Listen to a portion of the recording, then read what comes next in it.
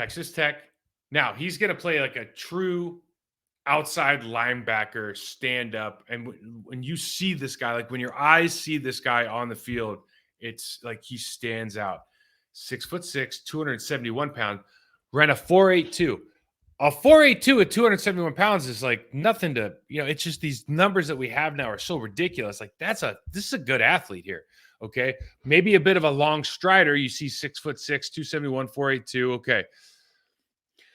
So first off, they put him in positions like you start projecting these players, and he's not going to play a 4-eye in the National Football League at 271 pounds. Just not going to happen. But they have him in there multiple times against Baylor. Down there, we see him beginning with the right tackle, coming inside, running the game.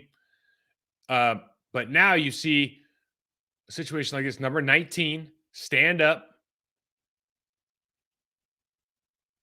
And they can run games out of here, and they're just going to run a stunt here. So this is kind of the first thing you start looking at. I look at footwork, right? So you're leaning heavy on that left foot, and we know you're going to slant because I've watched the play. Okay, so we got a rock by the 4-eye. We got 19 coming down, and the linebacker is going to hit the hole.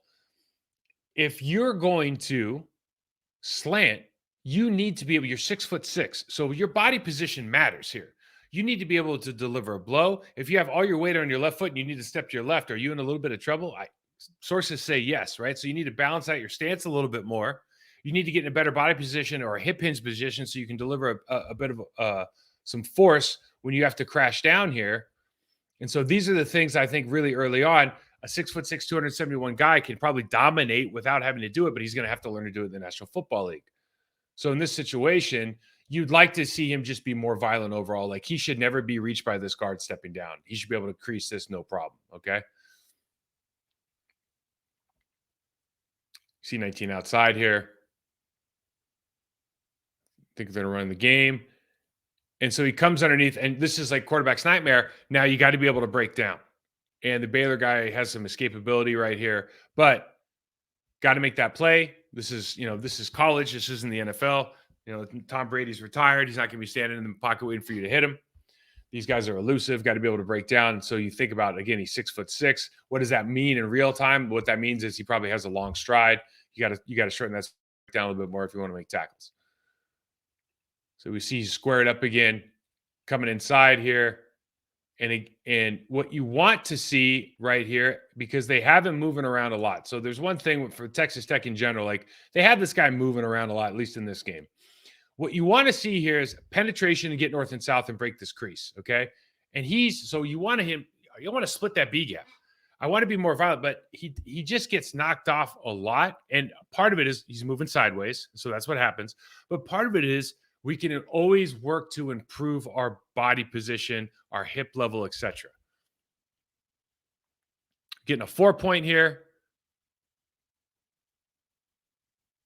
And I'm not suggesting for a moment that he's not going to get double teamed anywhere because, the left guard, left tackle are going to double team him here.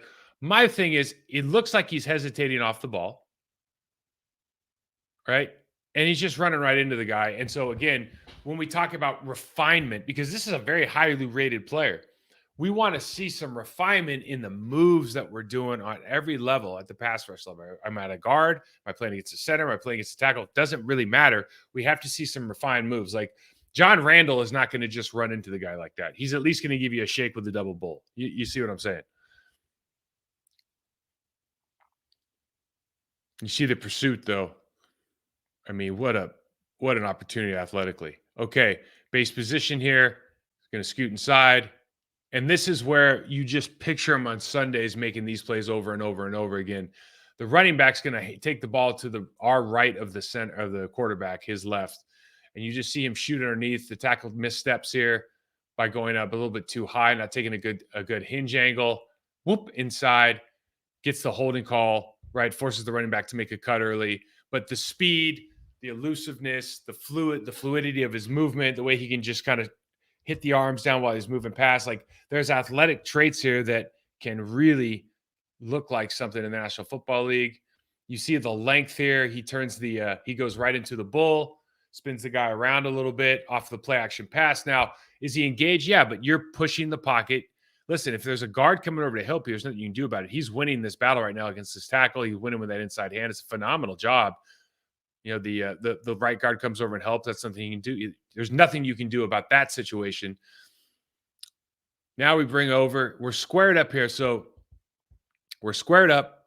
In this situation, there's two things. We're either running split flow backside, which looking by where the running back is, not likely. Okay, or they can be running counters. That is likely. But given where the tight end's position is, never watching them before, that's a possibility. The other thing is they can go double team to the outside. The fact that 64 is up in that 2-point kind of looking out makes you think that he's going towards 19. So they do the double.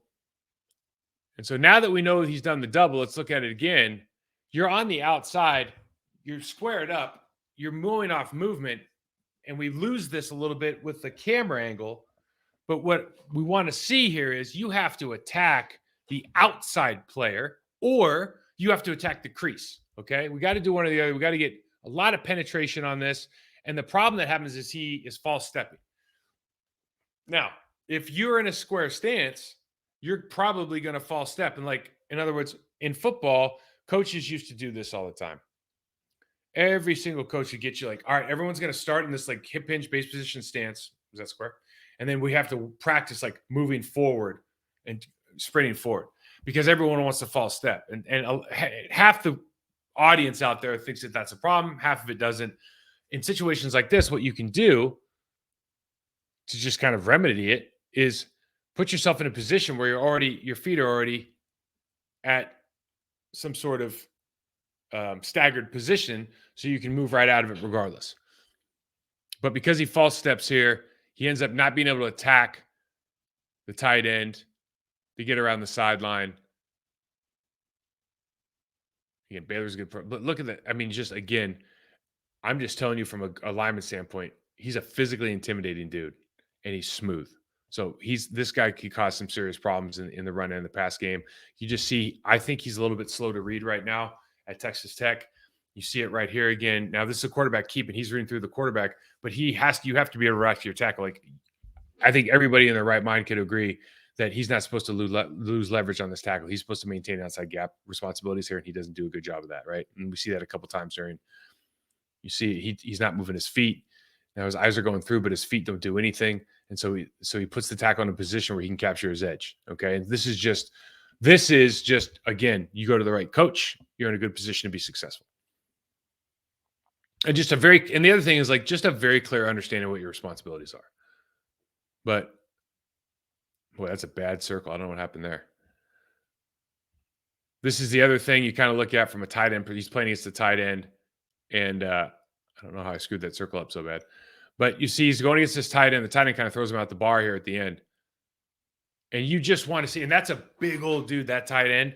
But you just want to see with your potential first-round pick, you want to see him win that matchup. I mean, and I'm talking about definitively winning that matchup, especially against the guys that are in the National Football League right now. There's only a handful of guys that should be able to block this guy at the tight end position, and none of them are in college.